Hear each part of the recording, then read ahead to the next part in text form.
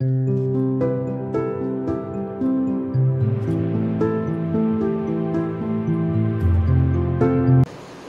వచ్చి వాళ్ళు ఎప్పుడు వస్తారు?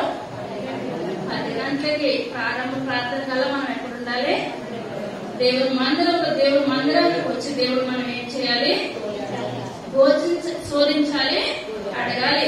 ప్రభా, గోజాడే స్త్రీ ఎలా దేవుడిని అడిగిందండి? అడిగింది, దేవుడి ద్వారా మేలులో పొందుకున్నది. మనం కూడా దేవుని సన్నిధానానికి వచ్చి మనం ఏం చేయాలి? శోధించాలి, అడగాలి, పొందుకోవాలి. అపోస్తలుల కార్యాలు 4వ అధ్యాయము 36వ వచనం. కుప్రాలో పుట్టిన లేవీయుడకు యోసేపు అని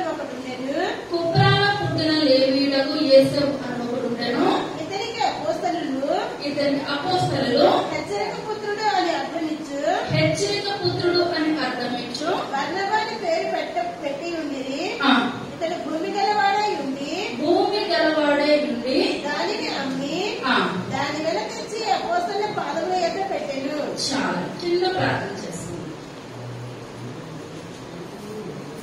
పరమా జీవము నాతో నింపా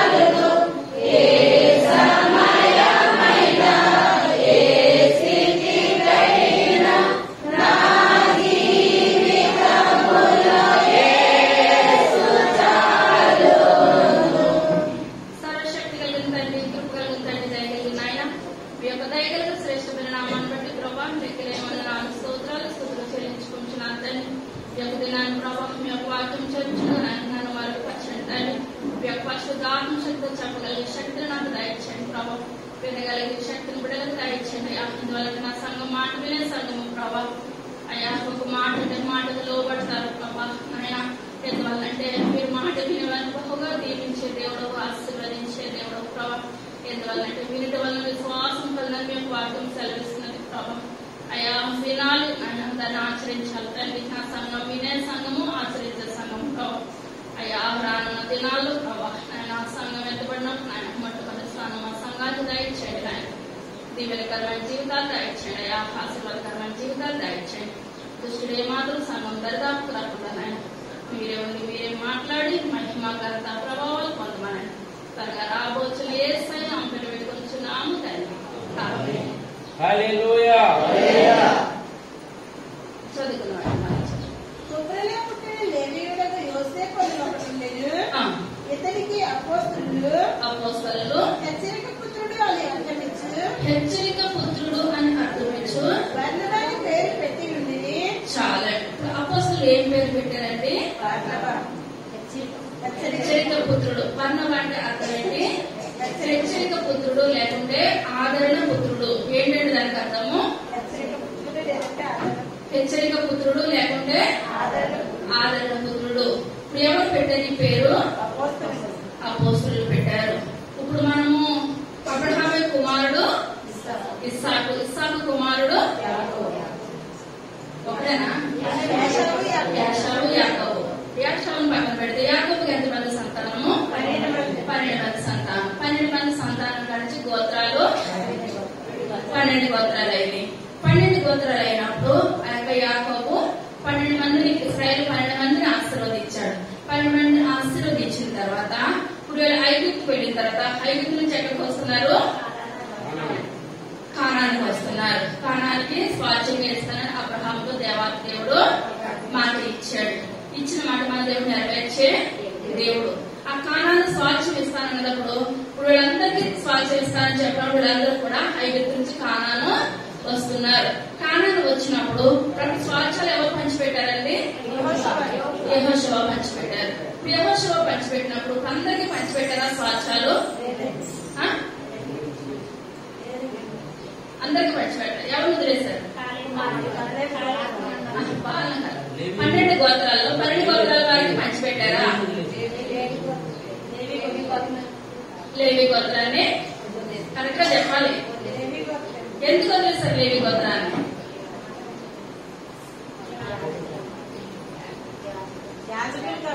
యాజకులు కనుక. దేవుని నామానికి వందనాలు. ఎవరు ముందు చెప్తే వెనకాల చెప్పేస్తారు. యెహోషువ గ్రంథము 14వ అధ్యాయము మొట్టమొదటి వచనం.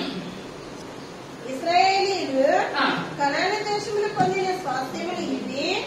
మోషే ద్వారా యెహోవా ఆజ్ఞాపించినట్లు యాజకుడైన ఎలియాజరును నూను కుమారుడైన యెహోషువయు ఇశ్రాయేలు గోత్రముల యొక్క పితరుల కుటుంబముల ప్రధానులు చీట్లు వేసి 9 గోత్రముల వారికి అర్ధ గోత్రపు వారికి ఆ స్వాస్థ్యములను పంచిపెట్టిరి. మోషే 2 గోత్రములకును అర్ధ గోత్రములకును యోర్దాను అవతలి స్వాస్థ్యములను ఇచ్చి ఉండెను. అతడు వారిలో లేవీయులకు ఏ స్వాస్థ్యమూ ఇయ్యలేదు. ఎవరికి ఇవ్వలేదు? లేవి గోత్రానికి ఏ స్వాస్థ్యాన్ని ఇవ్వలేదు. ఇప్పుడు ఏ స్వాస్థ్యాన్ని ఇవ్వలేదు అని చెప్పినప్పుడు ఇప్పుడు 40 సంవత్సరాలు నడవడం అంత అవసరం అంటారా వీళ్ళకి? మనం ఇక్కడికి వస్తున్నాం, దేవుడు నీ ముఖం చూడడానికి ఆశీర్వాదం ఇవ్వనంటే ఏమంటాం? వస్తామా రామా? కానీ ఇక్కడ వీళ్ళకి తెలుసు, కానీ ఇవ్వరని తెలుసు. కానీ 40 సంవత్సరాలు వీళ్ళు ఏం చేస్తారు? ఆరోగ్యంలో నడుచుకుంటా వచ్చారు.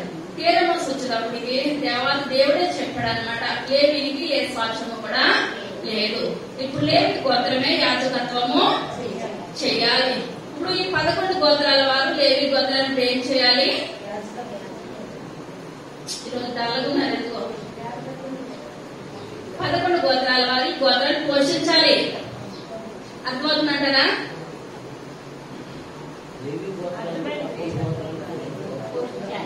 లేవి గోత్రాన్ని ఏం చేయాలి? 11 గోత్రాలు పోషించాలి. కనుక ఇక్కడ ఏంటంటే ఇప్పుడు ఈ 11 గోత్రాల వారు సంఘానికి పట్టుకొచ్చింది. ఇప్పుడు 12వ గోత్రం వారు ఏం చేయాలి? పోషించాలి. ఇప్పుడు పోషించాలంటే ఉన్నవాళ్ళే పెట్టరు. ఇప్పుడు పేద విధవరాలు ఏం చేసిందండి? 2 కాసులు ఆయన మనసు పూర్వకంగా ఇచ్చిందనమాట. అందరూ కూడా ఉన్నా సరే ఇచ్చే విధానము ఎవరికి లేదు. ఇప్పుడు ఎవరికి లేనప్పుడు ఈ గోత్రం వాళ్ళు యెహోషువ గారి దగ్గరికి వెళ్ళి ఏమనాలి? వాళ్ళు ఏదో రూపాయి పాపాయి పెడతారు, మేము ఎదురు చూడాలా, మాకు కూడా ఏం చేయాలి? స్వాస్థ్యాలు పంచేయాలని అనాలి. కానీ ఆ దినాల్లో ఎవరు కూడా మాత్రము అనలేదనమాట. ఇప్పుడు ఈ 11 గోత్రాల వారు దేవుని మందిరాన్ని పట్టుకొచ్చింది. ఈ యొక్క లేవి గోత్రం ఇప్పుడు ఏం చేయాలి? పోషించబడాలి, తినాలి. కానీ ఎందువల్లంటే ఆ గోత్రం వారు దేవుని యొక్క మాటను విన్నారు, విని లోబడి ఇప్పుడు అలాగలా సంపాదించుకోవాలంటే సంపాదించుకున్న వాళ్ళు ఉన్నారు, సంపాదించుకోలేని వాళ్ళు కూడా ఉన్నారు. పెద్దలు ఇచ్చింది పాడు చేసుకుని ఉన్న వాళ్ళు కూడా ఉన్నారు. ఎందువల్లంటే ఒక్కొక్కరు రకంగా ఉంటారనమాట. కానీ మనం అపొస్తలుల కార్యంలో వచ్చేద్దాం. అపొస్తలుల కార్యాలు 4వ అధ్యాయము 36వ వచనం. ముప్రలో పుట్టిన లేవీయుడైన యోసేపు అని ఒకడుండెను. ఇతనికి అపోస్తలులు హెచ్చరిక పుత్రుడు అని అర్థమిచ్చు బర్నబాని పేరు పెట్టి ఉండేది. ఇతడు భూమి గలవాడై ఉండి దానిని అమ్మి దాని వెల తెచ్చి అపోస్తలుల పాదముల యొద్ద పెట్టెను. ఇప్పుడు ఏంటంటే ఇది ఏ గోత్రానికి చెందినవాడండి? లేవి గోత్రానికి చెందినవాడు. అసలు లేవి ఒక్క మాట గురించి ఇప్పుడు వాక్యం చదివించింది. లేవి గోత్రానికి అక్కడ వంశపారంపర్యంగా స్వాస్థ్యం వస్తుందా? స్వాస్థ్యం రావట్లేదు. స్వాస్థ్య భూములు ఉన్న వాళ్ళే ఏమాత్రం కూడా దేవునికి ఇవ్వలేదు. దానికి లేవి గోత్రం వాడైనా ఇప్పుడు ఇతను ఏంటండి అలాగలాగా సంపాదించుకొని ఒక భూమిని ఏం చేశాడు? కొనుక్కున్నాడు. ఆ కొనుక్కున్న భూమి ఇప్పుడు అపోస్తలులు కార్యాలు చేస్తా ఉంటుంటే 3వ అధ్యాయంలో పుట్టువాడిని ఆశీర్వదించబడటం ఇవన్నీ చూసిన తర్వాత ఇందులో ఈయనకు అనిపించింది, నేను సంపాదించుకున్న దాంట్లో ఏది లేదు కానీ నేను అది పట్టుకొని వచ్చి ఎక్కడ పెడతాను, అపోస్తలుల పాదాల యొక్క పెడతాను. అలా పెడితేనే నాకు దీవెనకరము ఆశీర్వాదకరం అనుకున్నారు. ఇప్పుడు ఎంతో మంది పట్టుకొని వచ్చారు. ఎంతో మంది పట్టుకొని వచ్చిన దాంట్లో అక్కడ ఆనందం లేదు కానీ ఇక్కడ పేతురు గారికి యోహాను గారికి ఏంటంటే లేవి గోత్రం నుంచి పట్టుకొచ్చాడు కనుక లేవి గోత్రానికి స్వాచ్ఛము లేదు, అక్కడ భూమి పంచిపెట్టలేదు. అతను ఇప్పుడు ఏం చేస్తాడు, ఆ కొనుక్కున్న భూమిలోంచి పట్టుకొచ్చి అపోస్తలుల దగ్గర పెట్టినప్పుడు ఇప్పుడు ఈ పేతురు గారికి ఏం పేరు పెట్టారంటే వానికి హెచ్చరిక పుత్రుడు అనమాట, లేక ఆదరణ పుత్రుడు. ఇంత మంచి మనసు ఉన్నది, ఈ బర్నబాకి ఇంత మంచి మనసు ఉన్నదని ఆ యొక్క పరిచర్లో చేర్చుకున్నారు. ఈ యొక్క బర్నబా గారు కూడా చివరి వరకు కూడా పౌలు గారితో పరిచర్యలో కొనసాగించారు అనమాట. చాయమాట మొదటి వచ్చిన అననీయ అనే ఒక మనుషుడు తన భార్య అయిన సప్పీరాతో ఏకమై పొలమమ్మెను. భార్య ఎరుకనే వాడు దాని వెలలో కొంత దాచుకొని కొంత తెచ్చి అపోస్తలుల పాదముల యొద్ద పెట్టెను. అప్పుడు పేతురు అననీయ, నీ భూమి వెలలో కొంత దాచుకొని పరిశుద్ధాత్మను మోసపుచ్చుటకు సాతాను ఎందుకు నీ హృదయంలో ప్రేరేపించెను? అది నీ యొద్ద ఉన్నప్పుడు నీదే కదా, అమ్మిన కుమ్మిన అది నీ వశమై ఉండలేదా? ఎందుకు ఈ సంగతి నీ హృదయంలో ఉద్దేశించుకున్నావు? నీవు మనుషులతో కాదు దేవునితోనే అబద్ధమాడితివని వాడితో చెప్పాను. చాలండి. ఇక్కడ చూస్తున్నట్లయితే ఇప్పుడు బర్నబా గారు పట్టుకొచ్చిన ఆ యొక్క డబ్బు పట్టుకొచ్చి అపోస్తలుల పాదాల దగ్గర పెట్టినప్పుడు సంఘం దగ్గర ఎలా చూస్తున్నారు, ఆశ్చర్యంగా చూస్తున్నారు. ఏంటంటే ఇతను కొనుక్కున్న భూమి అంతా కూడా తెచ్చేసి ఎక్కడ పెట్టారని పాదాలకు తగ్గించుకున్నాడు అనమాట. ఏంటంటే వీళ్ళు చేసిన కార్యాలకి, వీళ్ళు చేసిన పరిచర్యకి నేను ఎంత ఇచ్చినా కూడా దేవుడికి తక్కువే అన్నదని తగ్గించుకొని పెట్టేసరికి ఒక్కొక్కరు అయ్యో ఇంత చేశాడా బర్నబా, ఇంత ఆదరణ పుత్రుడని పేరు పెట్టారా అపోస్తలులు, హెచ్చరిక పుత్రుడని పేరు పెట్టారా అనుకొని వాళ్ళ ఆశ్చర్యం కలిగి ఇప్పుడు ఏం చేశారంటే అలాగా మంచి చెప్పుకునేటప్పటికి వీళ్ళిద్దరు అనుకున్నారు మన గురించి కూడా మంచి చెప్పుకోవాలి. ఇప్పుడు అందరి గురించి చెప్పుకుంటారంటే మంచి, కొంతమంది గురించి వస్తుంది. ఏది వాళ్ళంటే మన కార్యాలను బట్టి వస్తుంది అనమాట. వీళ్ళు అనుకున్నారు మన పొలం కూడా అమ్మేసేసి సగం డబ్బు మనం ఇంటి దగ్గర పెట్టుకొని సగము అక్కడ అపోస్తలులను పట్టుకుని వెళ్ళి ఏమని చెప్తాము, పొలం అంతా కూడా ఇప్పుడు అక్కడ బర్నబా గారి గురించి ఎలా చెప్పుకున్నారో మన గురించి కూడా సంఘం అంతా అలాగా చెప్పుకోవాలని అనుకుని ఏం చేశారంటే సగం డబ్బు ఇంటి దగ్గర పెట్టేసి కొంత డబ్బు పట్టుకొని వచ్చి అపోస్తలుల పాదాల దగ్గర పెట్టారు. పాదాల దగ్గర పెట్టినప్పుడు ఇక్కడ పేతురు గారు మాట్లాడుతున్నారు ఏమని, అన్నయ్య నీ పొలం ఇంతకీ అమ్మావా అని చెప్పినప్పుడు ఇప్పుడు అతని పొలం అతని ఇష్టం. అయ్యా నేను అమ్ముకున్నాను, 1,00,000 రూపాయలు వచ్చింది, ఒక 50,000 నా ఇంటి దగ్గర పెట్టుకున్నాను నా ఖర్చులకి, ఒక 50,000 మీ దగ్గర పట్టుకొచ్చుంటే అయిపోతుంది కదండి. కానీ ఇప్పుడు ఇతనికి ఏం కావాలి, పేరు ప్రతిష్టలు కావాలన్నమాట. ఇప్పుడు వాళ్ళ గురించి బర్నబా గురించి చెప్పుకున్న సమయం నా గురించి కూడా చెప్పుకోవాలన్నప్పుడు మరలా మాట అడుగుతున్నారు పేతురు గారు ఏమని, అన్నయ్య నీ పొలము ఇంతకీ కొన్నావా అని చెప్పినప్పుడు ఆయన ఏమంటాడండి, అంతకీ కొన్నాను. తర్వాత అననీయ ఈ మాటలు విలుచునే పడి ప్రాణము విడవగా వినిన వారికి అందరికి మిగుల భయము కలిగెను. అప్పుడు పొడిచివారు లేచి వారిని బట్టతో చుట్టి కోసుకొని పోయి పాతి పెట్టిరి. చాలండి. ఒక్క మాటకే ఎందువల్లంటే దైవ సేవకులతో నేను అబద్ధం చెప్తున్నాను అన్న మాట తెలిసేసరికి ఆయనకే భయం పుట్టేస్తుంది అనమాట. లేదా దేవుడు ఉగ్రత నా మీద వచ్చేసింది అనుకున్నప్పుడు అప్పటికైనా ఆయన ఏం చేయాలి, అయ్యా నేను చెప్పింది అబద్ధం అని చెప్పాలి, తప్పు అని చెప్పాలి. కానీ మాట అనేటప్పటికి దేవుని ఉగ్రత అతని మీదకి వచ్చిందో తెలియదు, ఆటేటాక రూపంలో వచ్చిందో తెలియదు. నిమిషంలో ఆయన ఏం చేస్తాడంటే చనిపోయిన తర్వాత ఈ యొక్క చనిపోయిన విషయం వాళ్ళ కుటుంబ సభ్యులు కూడా ఏమాత్రం కూడా తెలియదు. అప్పుడు ఈయన చనిపోయారు, అక్కడ ఉన్న మనుషులు తీసుకుని వెళ్ళి ఆయన్ని పాతి పెట్టేశారు. 3 గంటలు అవుతుంది. ఈవిడే సప్పేరన్న ఇంటి దగ్గర ఉన్నది. ఇంటి దగ్గర పెట్టి నా భర్త ఇంకా రాలేదని మరి ఎవరి దగ్గరకు వచ్చిందంటే పేతురు గారి దగ్గరకు వచ్చింది. తర్వాత ఇంచుమించు 3 గంటల సేపటికి వాని భార్య జరిగినది ఎరుగక లోపలికి వచ్చెను. అప్పుడు పేతురు మీరు ఆ భూమిని ఇంతకే అమ్మితిగా నాతో చెప్పుమని ఆమెను అడిగెను. అందుకామె అవును ఇంతకే అని చెప్పెను. అందుకు పేతురు ప్రభువు యొక్క ఆత్మను శోధించుటకు మీరెందుకు ఏకీభవించింది? ఇదిగో నీ పెనిమిటిని బాధపెట్టిన వారి పాదముల బాధ్యతై ఉన్నది, వారు నిన్ను మోసుకొని పోవుదురని ఆమెతో చెప్పాను. చాలండి. ఇప్పుడు కూడా ఏమైపోయింది? ఇప్పుడు ఈ వచ్చింది మొదటి పేదల దగ్గర డబ్బు కట్టలు ఆ విధంగా ఉన్నాయి. డబ్బు కట్టలు ఉన్నాయని అంటే ఇప్పుడు భర్త అక్కడికి వచ్చాడని అర్థమా? వచ్చాడని అర్థమైంది. 3 గంటలైంది, ఇంటికి తిరిగి రాలేనప్పుడన్నా మనసును గర్తించి ప్రేమనాలే దైవ సేవకుల దగ్గర అయ్యా మేము తప్పు అనుకున్నాము, మమ్మల్ని క్షమించండి, వీళ్ళిద్దరిలో ఏమీ లేదు, క్షమాగుణము ఎంత మాత్రం కూడా లేదనమాట. అన్ని అనగా దానికి అర్థము దేవుని కృప పొందుకున్నవాడు. ఏంటంటే అన్ని అనగా దేవుని కృప పొందుకున్నవాడు. సఫీరా అనగా బ్యూటిఫుల్, సౌందర్యమైన. ఏంటంటే అర్థము సౌందర్యమైన. మనకు బయట సౌందర్యం కాదు, మన యొక్క హృదయం ఎలా ఉండాలి? సౌందర్యంగా ఉండాలి. అన్ని అనగా ఏంటంటే అర్థము దేవుని కృప పొందుకున్నవాడు. సఫీరా అనగా సౌందర్యము లేకపోతే బ్యూటిఫుల్ అనమాట. బర్నబా అనగా హెచ్చరిక పుత్రుడు లేకుంటే ఆదరణ పుత్రుడు. 2 మంచి పేర్లు పెట్టుకున్నారు. ఇప్పుడు పేదరు గారు అంటున్నారు, ఇప్పుడే నీ భర్తను పాత పెట్టిన వాళ్ళు ఇప్పుడే వచ్చారు, నిన్ను కూడా పేరు చేస్తారు, పాత పెట్టేస్తారు. ఇప్పుడు చనిపోయిన విషయం ఇప్పుడు ఎవరికి తెలదండి? వాళ్ళ కుటుంబస్తులకి భర్త చనిపోయిన విషయం ఏమిటి తెలియదు. ఈ తర్వాత చనిపోతారని భర్తకి కూడా తెలియదు. వీళ్ళిద్దరూ చనిపోయారు. సంఘానికి అందరికీ తెలిసిందంటారా? సంఘం అందరికీ తెలిసింది. వీళ్ళకి బహుశా పిల్లలు ఉన్నారా లేదా అన్నది బైబిల్ గ్రంథంలో రాయబడలేదు.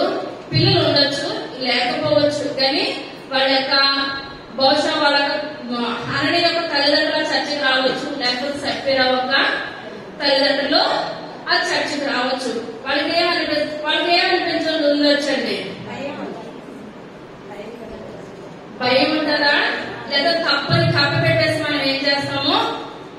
ఒక అబద్ధం ఆడేరేమో, కానీ ఆవిడకి ఏం కలిగింది? మరణం కలిగింది అని ఇప్పుడు ఏం చేస్తారు? పేతురు గారి మీద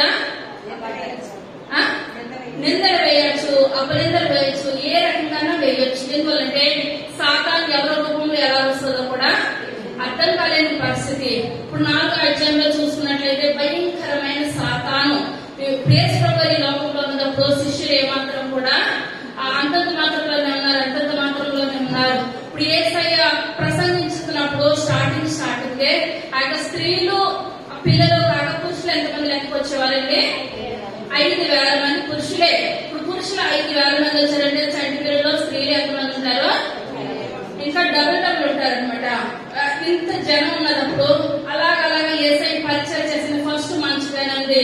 తర్వాత వాక్యంలో లోతుగా వెళ్ళిపోయినప్పుడు దేవుడు వాక్యం ద్వారా మాట్లాడుతున్నప్పుడు ఇప్పుడు మనం నువ్వు తప్పు చేసినా ఏం కదా మన దేవుడు క్షమిస్తాడంటే 2వ రోజు వస్తారు. మనం తప్పుని ఏం చేయాలి? ఖండించాలి. సరి చేసుకుంటేనే మనం దేవుని యొక్క వాక్యం 2 అంచెలు కదా ఖడ్గం అనమాట. అది ఏ రకంగా ఎవరికి వస్తుందో తెలియదు. ఆ వాక్యంతో నాతో మాట్లాడుతున్న ప్రభావ నా జీవితాన్ని సరి చేయండి, నా బ్రతుకుని సరి చేయండి. మనం ఏం చేయాలి? ఒప్పుకోవాలి. కానీ వాటి నాకే చెప్పారని అంటే అది ఎంత మాత్రం కూడా కరెక్ట్ కాదనమాట. అలాగే యేసుప్రభు గారు వాక్యం చెప్పినప్పుడు 1,000 మంది ఉన్న వాళ్ళు లాస్ట్ వచ్చేసరికి ఎంతమంది అయ్యారండి?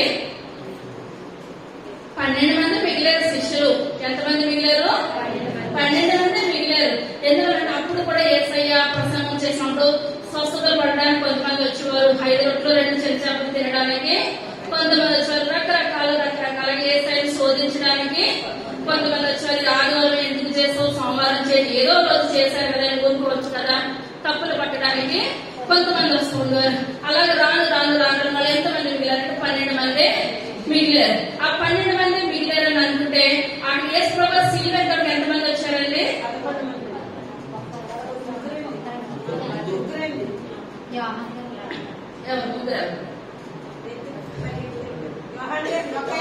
ఒక్కైనా మిగిలారు.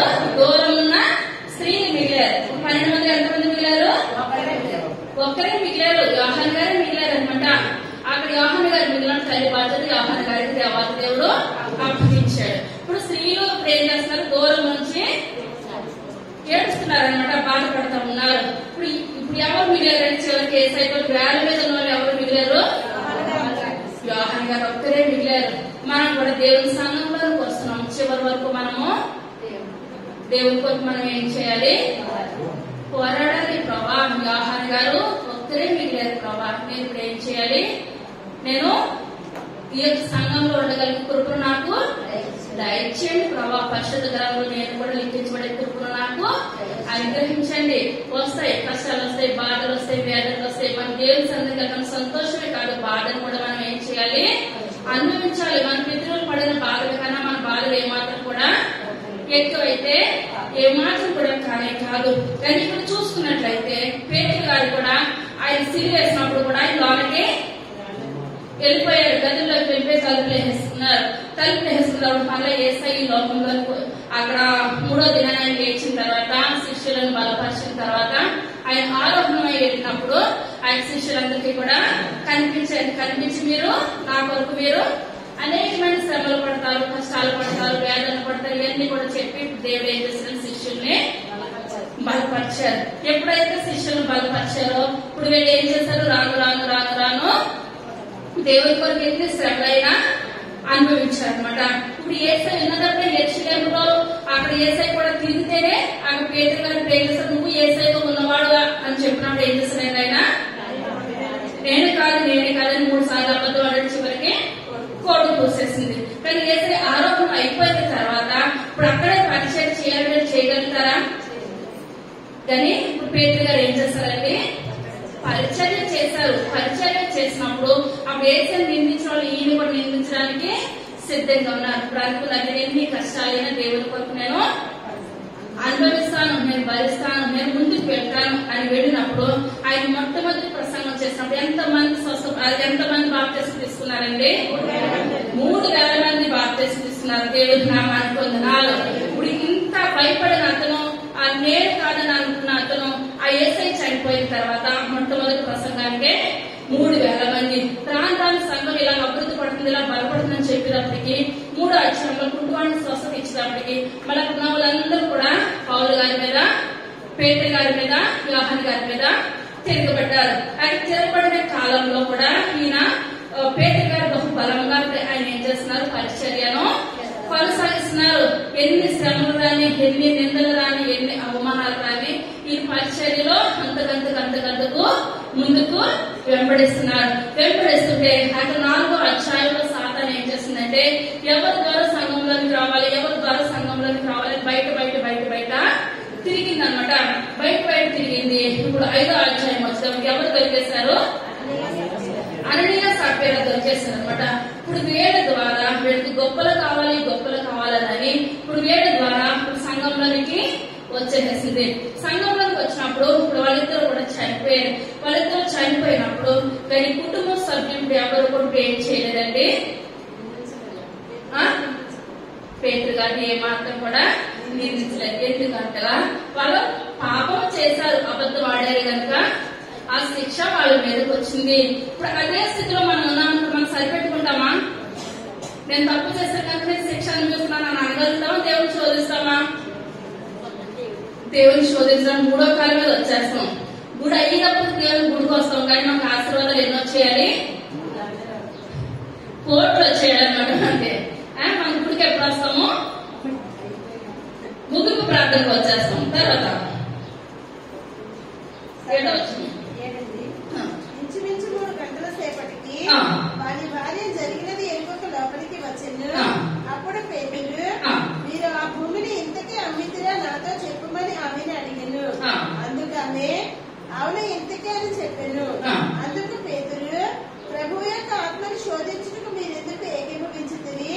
ఇదిగో నీ పెనిమిటిని పాతిపెట్టిన వారి పాదముల వాకిటనే ఉన్నవి, వారి నిన్నుగా మోసుకొని పోవద్దని ఆమెతో చెప్పాను. వెంటనే ఆమె అతని పాదముల యొక్క పడి ప్రాణము విడిచెను. ఆ పడుచువారు లోపలికి వచ్చి ఆమె చనిపోయినదని చూసి ఆమెను మోసుకొని పోయి ఆమె పెనిమిటి యొక్క పాతిపెట్టిరి. సంఘ చాలండి. సంఘం అందరికి ఏం కలిగింది? భయం కలిగింది. కొంతమందికి భయం ఉంటది, భయం ఉంటది, భక్తి ఉండదు. కొంతమంది భక్తి ఉంటది, భయం ఉండదు. మన సంఘానికి భయం భక్తి రెండు ఉన్నాయి. మనకి రెండు ఉంటేనే ముందుకి కొనసాగుతాం. కానీ ఇందులో తప్పులు పట్టుకోలేదని సంఘం పేరుసారి ఇదే మాట, తప్పులు పట్టుకోలేదు. కానీ సంఘానికి ఏం కలిగింది? భయం కలిగింది. మనం దైవజనులతో మనం ఏం చేయకూడదు? అబద్ధాలు ఆడకూడదు. మనం దేవుని పని మీద వచ్చాక దేవుని పని మీద మనము వెళ్ళిపోవాలి. అవునని కానీ కాదని కానీ తప్పుడు మాట మనము చెప్పొద్దు. ప్రతి ఒక్కరిలో కూడా ఏం చేస్తుందంటే నా అపోస్తలుల గారిని చూసేటప్పటికి భయం భక్తి, వాళ్ళ మీద భయం కలిగింది, దేవుని మీద భక్తి కలిగింది. రెండు కలిగి ఆ సంఘం ఏం చేస్తుంది? అంతకంతకు ఆశీర్వదించబడుతుంది. ఇలాంటి డబ్బు విషయంలో అబద్ధం ఆడేటప్పుడు ఎవరు చెప్పగలుగుతారు?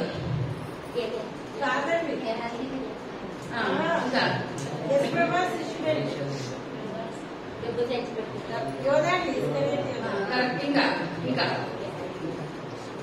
శాపం వచ్చేసింది వెంటనే చనిపోయారు. ఆకాను యెహోషువ 7వ అధ్యాయం 21వ వచనం.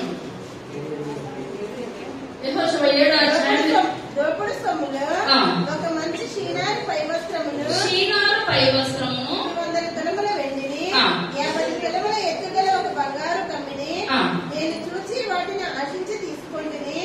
అదిగో నా డేరా మంచి అవి భూమిలో దాచబడి ఉన్నవి. ఆ వెండి దాని క్రింద ఉన్నదని ఉత్తరమిచ్చి తాను చేసినదంతయే ఒప్పుకొనిను. అప్పుడు యెహోషువ దూతల్ని పంపగా వారు ఆ డేరా యొద్దకు పరిగెత్తి చూచినప్పుడు అది డేరాలో దాచబడి ఉండెను.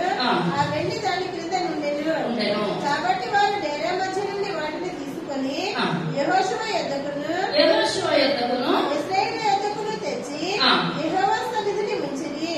తరువాత యెహోషువయు ఇశ్రాయేలీయులందరూ జెరహ కుమారుడైన ఆకానును ఆ వెండిని ఆ పై వస్త్రమును ఆ బంగారు కమ్మిని ఆకాను కుమారులను కుమార్తెలను ఎద్దులను గాడిదలను మందలు డేరాలో వారికి కలిగిన సమస్తమును పట్టుకుని ఆ కోర లోయలోనికి తీసుకుని వచ్చింది. అప్పుడు యెహోషువ నీవేళ మమ్మల్ని బాధపరిచితివి, నేడు యెహోవా నిన్ను బాధపరచుననగా ఇశ్రాయేలందరూ వారిని రాళ్లతో చావగొట్టిరి.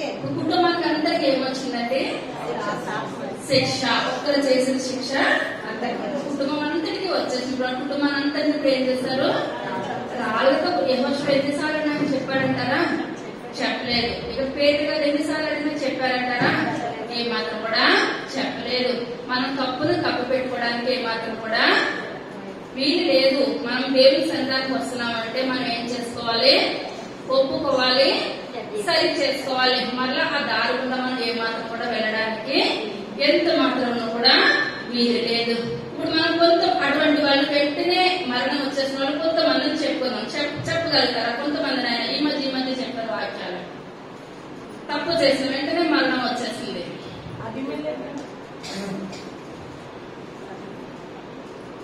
చెప్పగలుగుతారా? లేవికాండము 10వ అధ్యాయము మొట్టమొదటి వచనం.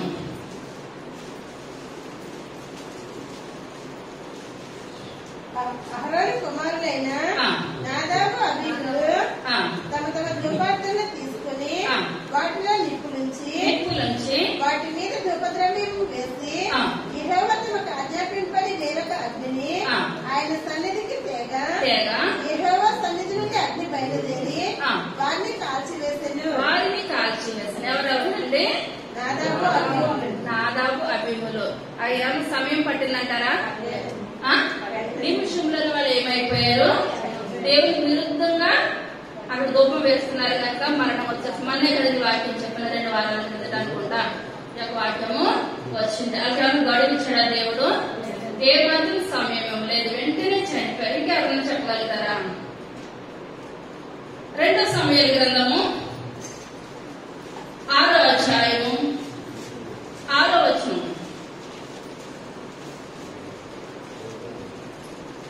వారు నా కోరు కళ్ళం దగ్గరికి వచ్చినప్పుడు ఎడ్లకు కాలు జారినందున ఉజ్జా చేయి చాపి దేవుని మందస్థమును పట్టుకొనగా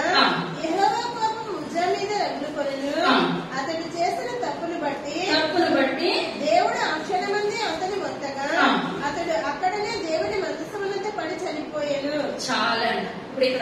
ఇప్పుడు దావీదు మహారాజు మందసాన్ని ఇప్పుడు ఏం చేస్తున్నాడు? తీసుకొని వెళ్తున్నాడు. మందసాన్ని ఎలా పట్టుకొని వెళ్ళాలి? ఎలా పట్టుకెళ్ళాలి? చాలా సార్లు చెప్పాను. యాజకుల భుజం మీద పెట్టుకుని ఏం చేయాలి? మందసాన్ని పట్టుకొని వెళ్ళాలి. పట్టుకొని వెళ్ళినప్పుడు దావీదు ఏం చేస్తున్నాడు? కొత్త ఎడ్ల బండిని తయారు చేసి ఎడ్ల బండి మీద మందసాన్ని పెట్టారనమాట. ఆ ఎడ్ల బండి మీద మందసాన్ని పెట్టినప్పుడు ఆ యొక్క ఎడ్లకి ఏమైంది? కాలు జారింది. కాలు జారిందని కుద్దరు ఏం చేయబడండి? మందసాన్ని పట్టుకోపోయాడు. మందసాన్ని పట్టుకోకపోతే ఏమైపోయింది? వెంటనే నిమిషంలోనే అతని మీదకి ఆ యొక్క ఉగ్రత వచ్చేసింది. అప్పుడు దావీదు అనుకున్నాడు, నేను చేసింది తప్పు. మందసాన్ని ఎలా పట్టుకెళ్ళాలి? కొత్త బండ్ల మీద కాదు, మోసుకెళ్ళాలన్నమాట. దేవుని పాటలు పాడుకుంటూ దేవుని మందసాన్ని మోసుకు వెళ్ళాలి. ఇప్పుడు 3 నెలల్లో ఉపేదం వీటిలో పెట్టినప్పుడు ఆ ఉపేదం కుటుంబము ఆశీర్వదించబడింది, దీవించబడింది. ఆశీర్వదించబడింది అని దీవించబడింది అని మరలా ఆ యొక్క మందసాన్ని 3 నెలల తర్వాత మందసాన్ని దావీదు పొలంలోకి తీసుకొని వెళ్ళినప్పుడు ఆ యాజకులు 6 అడుగులు వేసినప్పుడు ఆ యొక్క బలి అర్పిస్తూ ఆ యొక్క దావీదు పాటలు పాడుకుంటూ అలాగే ఏం చేశాడు? మందసాన్ని పట్టుకొని వెళ్ళారు. ఇప్పుడు ఆయన ఎడ్లకు కాలు జారుతుందని వచ్చా పట్టుకోవచ్చా? ఏమాత్రం కూడా పట్టుకోకూడదు. పట్టుకోకూడదు స్థితిలో పట్టుకున్నాడు కనుక వెంటనే ఉజ్జాకి మరణము వచ్చేసినట్టు ఆలోచన లేదు. నిమిషంలో అనుకుంటున్నాడు, నేను దేవుని పని చేస్తున్నాను కదా, నేను దేవుని పని చేస్తాను కదా, దేవుని మందసాన్ని నేను పట్టుకొని వెళుతున్నాను కదా అని అనుకుంటున్నాడేమో. వచ్చాక అది సరి అయినది కాదు. మనము కూడా అనుకుంటున్నాం, దేవుని మందిరానికి వస్తున్నాను కదా, వెళుతున్నాను కదా అని అనుకుంటున్నాం. కానీ మన ప్రవర్తన ఎలా ఉండాలి? మనం దేవుని మందిరానికి వెళ్ళినప్పుడు ప్రవర్తన సరి చేసుకోవాలి. నువ్వు దేవుని మందిరానికి వెళ్ళినప్పుడు నీ ప్రవర్తన చాలా జాగ్రత్తగా చూసుకోవాలి. ఆయన అర్పించడం బలి అర్పించడం కంటే సమీపించి ఆలోచించట శ్రేష్టము. అన్ని సభ్యులు కూడా నేను దేవునికి ఇస్తున్నానని అనుకుంటున్నారు, కానీ వేషధారణ ఇచ్చి దేవునికి నచ్చిందంటారా? ఏమాత్రం కూడా నచ్చలేదు. దేవుని సన్నిధిలోనే ఉన్నారు, దేవుని దగ్గరే ఉన్నారు, కానీ సరి అయిన జీవితము సరి అయిన బ్రతుకు కూడా లేదు. అక్కడ అహరోను కుమారుడు దేవుని మందసం ముందే కూర్చొని ఉన్నారు, కానీ దేవునికి నచ్చినట్టు ఆ యొక్క ఏం చేయలేదండి? ధూపం వేయలేదు. వెంటనే ధూపం వేసిన దగ్గర వాళ్ళకి ఏమైపోయింది? మరణం వచ్చేసింది.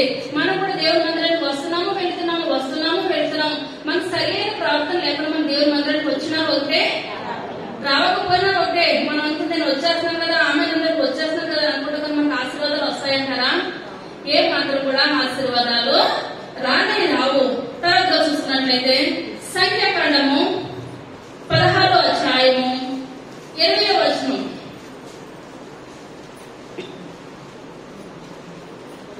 అప్పుడు యెహోవా వీరి సమాజంలో నుండి అవతలికి వెళ్ళుడి, క్షణంలో నేను వారిని కాల్చివేయుదునని మోషే అహరోనులతో చెప్పగా వారు సాగిలపడి, సమస్త శరీరాత్మలకు దేవుడైన దేవా, ఈ ఒక్కడు పాపము చేసినందున ఈ సమస్త సమాజం మీద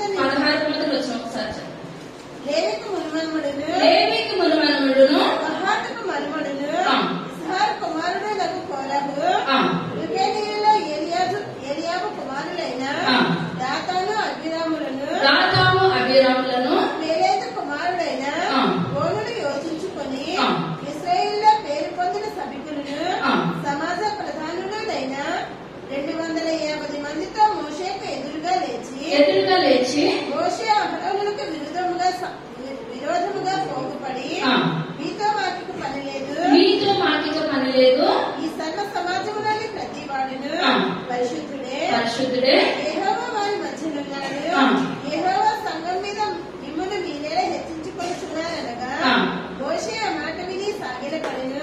అటు తరువాత అతడు కోరహుతోనూ వారి సమాజముతోనూ ఇట్లనెను. చాలా. ఇప్పుడు ఎవరు తిరగబడుతున్నారండి? కోరహుతో దాతాను అబీరాములు ఏమంటున్నారు? మిమ్మల్ని దేవుడు ఏర్పరచుకున్నాడా? మమ్మల్ని ఏమాత్రం కూడా ఏర్పరచుకోలేదా? మీరే పెద్దలా, మేము కూడా పెద్దలమే. ఇప్పుడు దేవుడు మోషేకి చెప్పాడు, ఇశ్రాయేలు నడిపిస్తున్నామని. ఇప్పుడు వేడితో చెప్పాడండి? కోరహు దాతాను అబీరాములతో చెప్పాడా? మోషే గారితో చెప్పాడా? మోషే గారితో చెప్పినప్పుడు మోషే దేవుడు ఏది చెప్తే మోషే గారు అలాగా మరి బండతో మాట్లాడని చెప్పినప్పుడు బండతో మాట్లాడగా నీరు వచ్చింది. ఇదంతా కూడా దేవుడు మోషే ద్వారా చేయించాడా? ఇప్పుడు కోరాహు అభిరాము ద్వారా చేయించాడా? దేవుడు మోషే ద్వారా చేయించాడు. ఇప్పుడు మనం ఏం చేయాలంటే, మనం దేవుడి సన్నిధానికి వచ్చినప్పుడు, ఇప్పుడు నాకు దేవుడు ఒక ప్రార్థన జీవితాన్ని ఎప్పుడు సేవ అనుకోలేదు, దేవుడు నాకు దయచేసినట్టు దేవుని ప్రణాళిక నా మీద ఉన్నది. ఇప్పుడు బిడ్డలంతా మీరు ఇక్కడికి వచ్చారు, టీవీ వాళ్ళు వింటున్నారు, అక్కడ ఏదైనా పరిచయం తులసి వాళ్ళు చూడవచ్చు, కుర్చీలు తీసి వాళ్ళు తీయచ్చు. ఏదైనా మీ స్థితిని బట్టి దేవుడు ఇస్తున్నాడు. మనకి ఏ స్థితిని బట్టి అది ఇస్తున్నామో మనం ఏం చేయాలి? సంతోషించాలి. కానీ ఏది చేయొద్దంటే అదే చేస్తానో ఏమాత్రం కూడా కరెక్ట్ అయితే కాదు. ఇప్పుడు మోషే గారి వీళ్ళందరూ కూడా ప్రే చేస్తున్నారు. దాదాపు 250 మంది తిరగబడుతున్నారు అనమాట. అదే 20వ వచనం. అప్పుడు యెహోవా వీరి సమాజంలో నుండి అవతలకి వెళ్ళుడి, క్షణంలో నేను వారిని కాల్చివేయుదునని మోషే అహరోనుతో చెప్పగా వారు సాగిలపడి సమస్త శరీరాత్మలకు దేవుడవైన దేవా, ఈ ఒక్కడు పాపం చేసినందున ఈ సమస్త సమాజం మీద నీకు కోపపడుదువా అని వేడుకొనిరి. అప్పుడు యెహోవా మోషేకు ఇలాగ సెలవిచ్చెను, కోరహు దాతాను అభిరాముల యొక్క నివాసముల చుట్టుపట్ల నుండి తొలగిపోవుడని సమాజముతో చెప్పుము. అప్పుడు మోషే లేచి దాతాను అభిరాముల యొద్దకు వెళ్ళగా ఇశ్రాయేలు పెద్దలు అతని వెంట వెళ్ళిరి. అతడు, ఈ దుష్టుల గుడారముల యొద్ద నుండి తొలగిపోవుడి, మీరు వారి పాపములన్నిటిలో పాలివారే నశింపక ఉండునట్లు వారికి కలిగిన దేదీయ ముట్టకుడి అని ఆ సమాజముతో అనెను. కాబట్టి వారు కోరహు దాతాను అభిరాముల నివాసముల యొద్ద నుండి ఇటు అటు లేచి మనుషులందరికీ వచ్చి మరణం అంటే మరణము వీరు పొందిన ఎడలను సమస్త మనుషులకు కలుగునదే వీరికి కలిగిన ఎడలను యెహోవా నన్ను పంపలేదు. అయితే యెహోవా గొప్ప వింత పుట్టించుట వలన వారు ప్రాణములతో పాతాళములో కూడినట్లు భూమి తన నోరు తెరిచి వారికి కలిగిన సమస్తమును మింగివేసిన ఎడల వారు యెహోవాను అలక్ష్యము చేసినని మీకు తెలియనెను. అతడు ఆ మాటలన్నీ చెప్పి చాలించగానే వారి క్రింది నేల నెరవేర్చెను. భూమి తన నోరు తెరచి వారిని వారి కుటుంబములను కోరహు సంబంధులందరినీ వారి సమస్త సంపాద్యములు మింగివేసెను. వారిని వారి సంబంధులందరూ ప్రాణముతో పాతాళములో కూలిరి. భూమి వారిని మింగివేసెను. వారి సమాజంలో ఉండకుండా నశించింది. వారి చుట్టూ నుండి ఇశ్రాయేలందరూ వారి ఘోష విని భూమి మనలను మృంగివేయలేమో అనుకొనుచు పారిపోయింది. మరియు యెహోవా యొద్ద నుండి అగ్ని బయలుదేరి ధూపార్పణము తెచ్చిన 250 మందిని కాల్చివేసెను. ఎంతమంది చనిపోయారండి?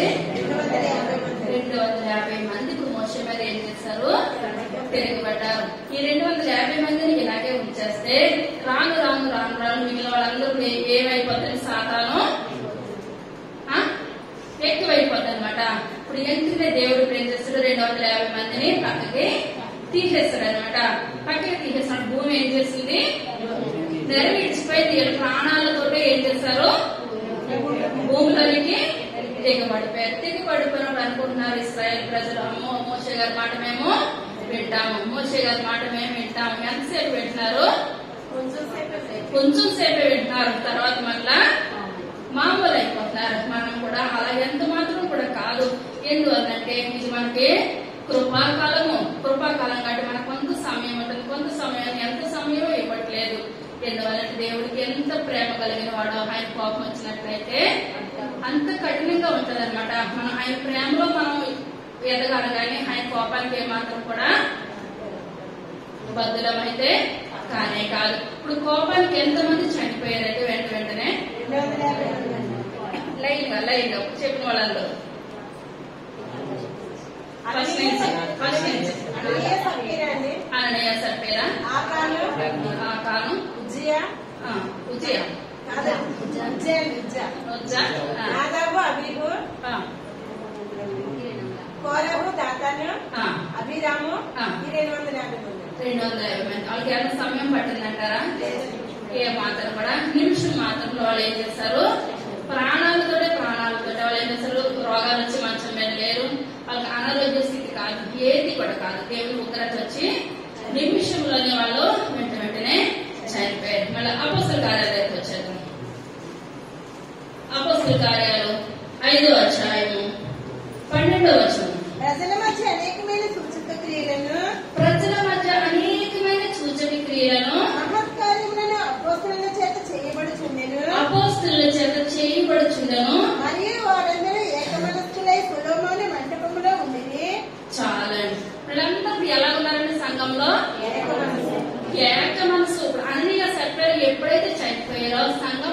డివైడ్ అయిపోవాలా వద్దా?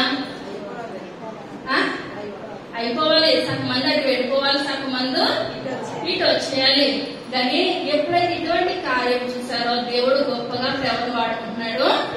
పేతురు గారిని, యోహాను గారిని వాడుకుంటున్నారు. వాళ్ళకి మనం ఏం చేయాలి? లోబడాలి, వాళ్ళ మాట ఆలోచించాలి. మనం తక్కువ నుంచి ఎక్కువ కావాలని మనకు వస్తుందంటారా? ఇప్పుడు బర్నబా గారు ఉన్నదాంట్లో అంత ఇచ్చాడు కాబట్టి సంఘము అంతకంతగా ఆశీర్వదించబడుతుంది. ఇప్పుడు ఎలా ఆశీర్వదించబడుతున్నారుగా 4వ అధ్యాయము 32వ వచనం. విశ్వసించిన వారందరూ ఏక హృదయమును ఏకాత్మయు గలవారై ఉండిరి. ఎవడును తనకు కలిగిన వాటిలో ఏదియో తనదని అనుకొనలేదు. వారికి కలిగినదంతయు వారికి సమిష్టిగా ఉండెను. ఇదియు గాక అపోస్తలులు బహు బలముగా ప్రభువైన యేసు పునరుత్థానమును గూర్చి సాక్ష్యమిచ్చిరి. దైవకృప అందరి యందు అధికముగా ఉండెను. భూములైనను ఎండ్లైనను కలిగిన వారందరూ వాటిని అమ్మిన వాటి వల్ల తెచ్చి అపోస్తలుల పాదముల యందు పెట్టుచూ వచ్చిరి. వారు ప్రతి వారికి వాని అక్కర్ల కొలది పంచిపెట్టిన గనుక వారిలో ఎవరికి కొదవలేకపోయేను. చాలా. ఇప్పుడు మన సంఘంలో ఎవరైనా 10 ఎకరాలు కలిగిన మనిషి ఉన్నాడు అనుకోండి, ఒక 10 లక్షల అప్పులతో ఒకరు ఉన్నారనుకోండి, 10 ఎకరాలు అమ్మేసేసి అప్పులు ఉన్న మనిషి తీర్చేస్తానని, నేను తీర్చేస్తానని చేయగలమని చెప్తారు ఎవరైనా? ఆ స్థితిలోకి ఎవరు కూడా రారు. ఏమో అప్పులు ఎందుకు చేస్తున్నావు అని 4 సీవట్లు వేస్తారనమాట. కానీ నేను ఇలా సహాయం చేస్తానన్న మాట ఎవరిలోనూ లేదు. కానీ పేతురు గారు, యోహాను గారు వాక్యం చెప్పినప్పుడు అంటే వాళ్ళందరూ మార్పు చెప్పి ఆయన వాక్యం తెలుసు కనుక, పరిశుద్ధాత్మ శక్తి ఆయన మీద కనుక ఆయన చేసే కార్యం ఆయన చేస్తున్నాడు. మన దగ్గర స్తోమత ఉన్నది కనుక మనం చేసే కార్యము మనం చేద్దాం. మన సంఘం అందరూ ఏక మనసుతో ప్రే చేస్తుంది.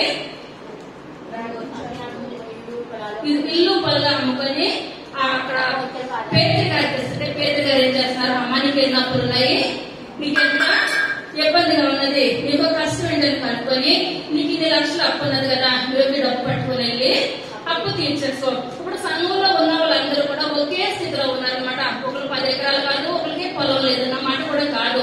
ఇప్పుడు అందరూ కూడా సమిష్టిగా పనిచేస్తున్నారు. ప్రార్థన అనగా ఏ సమయం ప్రార్థన ఆ సమయానికి వస్తున్నారు. అలా అపోస్తుల దగ్గర పెట్టేసి మీరు వాళ్ళు అలా చూస్తున్నారు, ఎలా చూస్తున్నారు, నేను ఎక్కించాను కదా, నా పేరు పెద్దగా రాసేయండి అన్న మాట ఎవరిలోనూ కూడా లేదు. వీళ్ళు సమిష్టిగా పరిచయం చేస్తున్నప్పుడు ఇప్పుడు ఇటువంటి చెడ్డ ఆలోచన ఎవరిలో వచ్చింది? అన్నయ్య సభ్యులలో వచ్చింది. అన్నయ్య సభ్యులు వచ్చినప్పుడు దేవుడు ఇప్పుడు కూడా చెడు పురుగులు ఏం చేస్తాడండి? వేరే పారేస్తారు. ఎందువల్ల అంటే ఇప్పుడు వాళ్ళిద్దరిని తీసివేయకపోతే ఇప్పుడు సంఘం అంతా ఏక మనసు వస్తుందా? ఏక మనసు ఎంత మాత్రం కూడా రాదు. ఇప్పుడు అపోస్తులు ఏం చేస్తున్నారంటే ఎవరు సంఘంలో ఉన్న వాళ్ళు ఎవరు కూడా నాకు అప్పు ఉన్నది, నాకు ఇలా ఇబ్బంది ఉన్నది అన్న మాట అక్కడ ఉన్న వాళ్ళు ఎవరిలోనూ కూడా లేదు. అందరూ సమిష్టిగా ఉన్నారనమాట. అక్కడ స్త్రీ పురుషులన్న భేదం తప్పించి రెండో భేదము ఏ మాత్రం కూడా లేదు. ఒకే మాటలో ఐక్యత కలిగి జీవిస్తున్నారు కనుక దేవుడు అద్భుత కార్యాలు బహు బలంగా చేస్తున్నారు అనమాట. ముందు వాళ్ళు స్వస్థపాలు పడుతున్నారు. ఇంకా ఎన్ని కార్యాలంటే గొప్ప గొప్ప కార్యాలు పేతురు గారు, యోహాను గారు చేస్తున్నారు. తర్వాత 12వ వచనం 5:12 ప్రజల మధ్య అనేకమైన సూచక క్రియలను మహత్కార్యములను అపోస్తలుల చేత చేయబడుచుండెను. మరియు వారందరూ ఏక మనస్కులై సులభమున మంటపములో ఉండిరి. కడమ వారిలో ఎవడనే వారితో కలుసుకొనుటకు తెగింపలేదు కానీ ప్రజలు వారిని కనపరుచుచుండిరి. పురుషులను స్త్రీలను అనేకులు మరి ఎక్కువగా విశ్వాసులై ప్రభువు పక్షములు చేర్చబడిరి. అందుచేత పేతురు వచ్చుచుండగా జనులు రోగులను వీధులలోనికి తెచ్చి వారిలో ఎవరి మీద నేను అతని నీడయైనను పడవలనని మంచముల మీదను పరుపుల మీదను వారిని ఉంచిరి. మరియు యెరూషలేము చుట్టూ నుండి పట్టణముల జనులు చాలండి. ఇప్పుడు పేతురు గారు వస్తుంటే చాలండి. ఎప్పుడైతే ఒక్క కార్యం జరిగిందో అక్కడ అన్ని సభ్యుల కుటుంబస్తులు కూడా వాళ్ళు ఏమనుకున్నారు? మా వాళ్ళు చేసింది తప్పు. మనం ఎప్పుడైనా మా వాళ్ళు చేసిన తప్పును మనం సరిపెట్టుకుంటామా?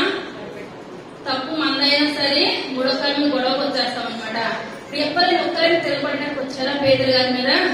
రాలేదు. కానీ అందరూ సొలొమోను కట్టించిన మండపంలో ఉన్నారనమాట. మండపంలో ఉండి ప్రార్థన విజ్ఞాపనలో చేస్తున్నారు. అందుకనే దేవుడు అంటాడు, సంఘం ప్రార్థిస్తే సంఖ్యలు విడిపోతాయి అనగా ఏదో ఒక సమస్య పెట్టి అందరూ సమస్య గురించి ప్రార్థన చేయాలి. కానీ నా సమస్య నాది, నీ సమస్య నీదంటే ఏమాత్రం కూడా కానీ కాదు. ఇప్పుడు సమిష్టిగా సంఘం అంతా సొలొమోను మండపంలో కూర్చొని వాళ్ళు ఏం చేస్తున్నారు, ప్రార్థన విజ్ఞాపనలు చేస్తున్నారు. ఎప్పుడైతే ప్రార్థన విజ్ఞాపనలు చేస్తున్నారో పరిశుద్ధాత్మ దగ్గర సంఘం మీద బహు బలముగా వచ్చేస్తుంది. ఇప్పుడు మనది ఏదో చిన్న సంఘం కాబట్టి నేను ఎంతమంది ఉన్నా నైట్ వరకు చేసుకుంటూ వెళ్ళిపోతాను. రాను మన సంఘం పెద్దదైతే మనిషికి టైం వేస్తాగా అవుతుందంటారా? ఏమాత్రం కూడా అవదు. కానీ దేవుడు అప్పుడు 1 నిమిషంలో స్వస్థత జరిగేటట్టు దేవుడు కార్యాలు చేస్తాడనమాట. ఇప్పుడు ఏమవుతుందంటే పేదగా మనిషి అరగంట తీసుకుంటూ అవుతుంది అంటారా?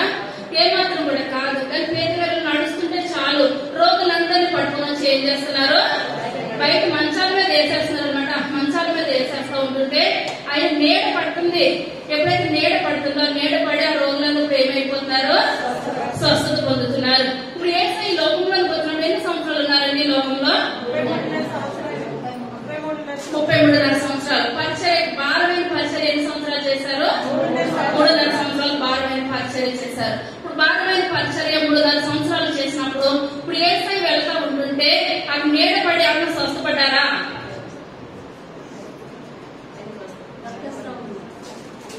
నీడ పడి స్వస్థపడ్డారా? చెప్పాలి, నేను రెఫరెన్స్ చూపిస్తాను. నీడపడి స్వస్థపడ్డారా? ఏసై నీడపడిలో స్వస్థత లేకపోతే పేరు గారి నీడపడితే స్వస్థత ఉంటారా?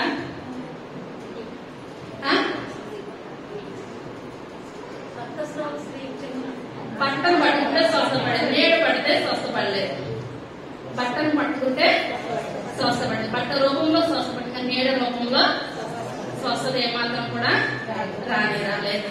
కానీ దేవాది దేవుడు అన్నాడు, ఈ లోకం నుంచి ఆరంభమైనప్పుడు శిష్యుని బట్టి నేను చేసే కార్యాల కన్నా మీరు ఏం చేస్తారు, గొప్ప కార్యాలు చేస్తారు. ఇప్పుడు మనం ఉన్నాం అనుకోండి, ఇప్పుడు తల్లిదండ్రులు ఒక డిగ్రీ వరకు చదివారు అనుకోండి, పిల్లల్ని ఇంకా 10th లో పెట్టేస్తారా? ఇంకా ఎక్కువ. ఎందువల్లంటే మన పిల్లలు మనకన్నా ఒక మెట్టు ఎక్కువ అవ్వాలని తల్లిదండ్రులు బహుగా కష్టపడతారు అనమాట. ఇప్పుడు ఎందువల్లంటే ఈ కార్యాలు మన దేవుడే చేసేస్తే శిష్యులకి ఏమాత్రం కూడా విలువ ఉండదు. అక్కడ తండ్రి తగ్గించుకుంటాడు, కుమారుణ్ణి హెచ్చిస్తాడు. ఇప్పుడు పేదరి గారిని దేవుడు హెచ్చించాడు అనమాట. హెచ్చించి ఇప్పుడు నాకన్నా ఇప్పుడు పేదరి గారికి తెలుసు, దేవుడికి తెలుసు. ఎందువల్లంటే ఆ రాత్ర కోడి కూర్చున్నప్పుడు ఎక్కడెక్కడ దాక్కున్నా సరే ఏసై నవ్వుకొని ఉంటారు, పేదరు నువ్వైతే రాత్రంతా దాక్కుంటున్నావు, కానీ నా కొరకు నువ్వు ఎన్ని శ్రమలో అనుభవించవలసినదో, ఎన్ని కష్టాలు భరించవలసినదో ఇదంతా కూడా నువ్వు నా కొరకు నువ్వు చేస్తావు. నేను ఏర్పాటు చేసుకున్నా నాకు ప్రియ కుమారుడు. అక్కడ పేదరు నా బండ మీద నువ్వు ఏం చేస్తావు, సంఘాన్ని పెడతావు. అక్కడ పేదరు గారి ద్వారా మళ్ళా ఎప్పుడైతే భయపడిపోయి వెళ్ళిపోయిన శిష్యులు మళ్ళా అదే యెరూషలేము దేవాలయంలో అక్కడ ప్రార్థన చేసినప్పుడు 120 మంది అన్య భాషలతో మాట్లాడారు. పరిశుద్ధాత్మ శక్తి పైనుంచి వచ్చిందనమాట. వచ్చినప్పుడు అందరూ అంటారు ప్రతి మంతులు అయిపోయి తాగేస్తున్నారు అని అనుకుంటున్నారు. కానీ పరిశుద్ధాత్మ శక్తి బలంగా వచ్చి అక్కడ ఫస్ట్ ప్రసంగానికి 3,000 మంది బాప్తిసం తీసుకున్నారు. రెండు అధ్యాయం ఇంకా 5,000 మంది తీసుకున్నారు. అంతకంతకంతకంత సంఘం ఏం చేస్తుంది, ముందుకెళ్తుంది, ఆశీర్వదించబడుతుంది, అభివృద్ధి చెందబడుతుంది. కానీ ఇక్కడ యేసయ్య లోకంలో పరిచర్య చేసినప్పుడు నేడు పడిన వారు ఎవరు కూడా స్వస్థత పడలేదు అనమాట. నేడు పడినా స్వస్థత లేదు. ఆయన బాగు చేశారు గుడ్డువారిని, ఆయన పక్షవాయువు రోగం గల వారిని, చనిపోయిన వారు లేవని తిరిగి చేశారు తప్పించి ఆయన నేడు పడి నాకు స్వస్థత వచ్చిన వారు ఎవరు కూడా లేరు. కానీ ఇటువంటి కార్యాలు దేవుడు ఎవరి ద్వారా జరిగించాడంటే పేదరి గారి ద్వారా జరిగించాడు. పేదరి గారు వెళ్తుంటే నేడు పడి అనేక మంది ఒకరిద్దరని కాదు. నేను ప్రార్థన చేస్తే కొంతమందికి స్వస్థత రావచ్చు, కొంతమందికి ఆలస్యంగా రావచ్చు. అక్కడ స్వస్థత లేదన్నది ఏమాత్రం కూడా లేదు. ప్రతి ఒక్కరు మంచాల మీద తెచ్చి వేసేస్తున్నారు, ముట్టుకునే అంత అవకాశం కూడా లేదు. అంత వేల మంది వచ్చేస్తుంటే అక్కడ నీడ పడుతుంటే వాళ్ళు ఏం చేస్తున్నారు, దిగ్గున లేచి వాళ్ళు ఏం చేస్తున్నారు, నిలవబడుతున్నారు అనమాట. తర్వాత మరియు యెరూషలేము చుట్టూ నుండి పట్టణముల జనులు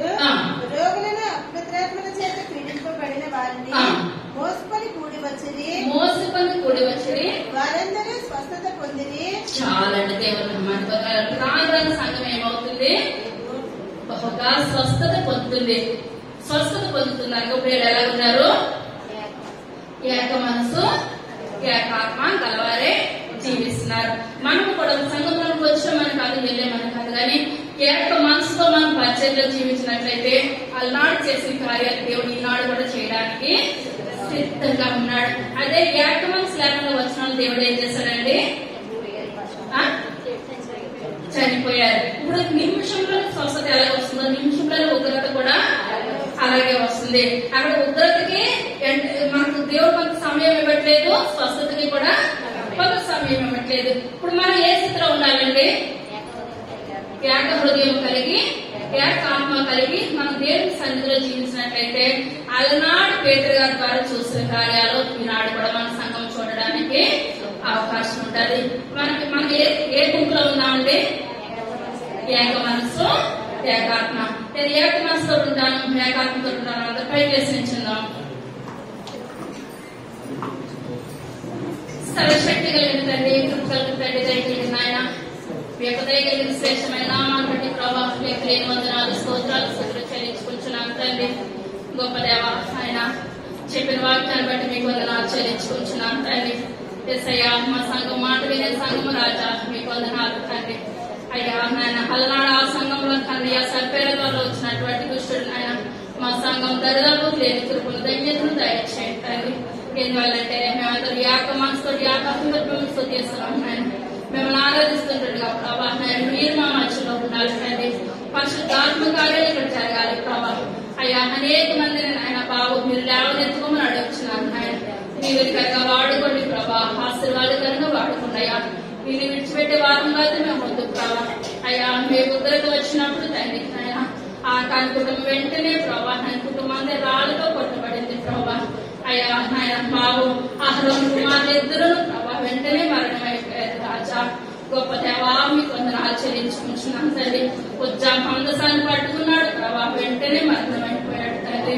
అయ్యా మీ ఉగ్రత నిమిషంలో వెంట వెంటనే వచ్చేసింది రాజా. అయ్యా మోసం తెరపడిన ఆయన 250 మంది ఆయన అయ్యా భూమి నెరవేడి చేసింది ప్రభా. వాళ్ళ ప్రాణాలతో ఆయన భూమిలో తెగబడిపోయారు తండ్రి. అయ్యా నాయన అన్నయ్య సరిపోయిన ఒక్క నోటి మాట ప్రభావ వాళ్ళ జీవితాలు పోగొట్టుకున్నారు ప్రభా. అయ్యా మేము మీ యొక్క సన్నిధిలోకి వచ్చాము తండ్రి. అయ్యా సంఘమందు ఏకాత్మ ఆయన మనసు కలిగి జీవించినప్పుడు ప్రభా పేదరు గారు వెళ్తుంటే వాళ్ళ మంచాల మీద వేసేసేవారు తండ్రి. అయ్యా వాళ్ళందరూ స్వస్థపడ్డారు తండ్రి.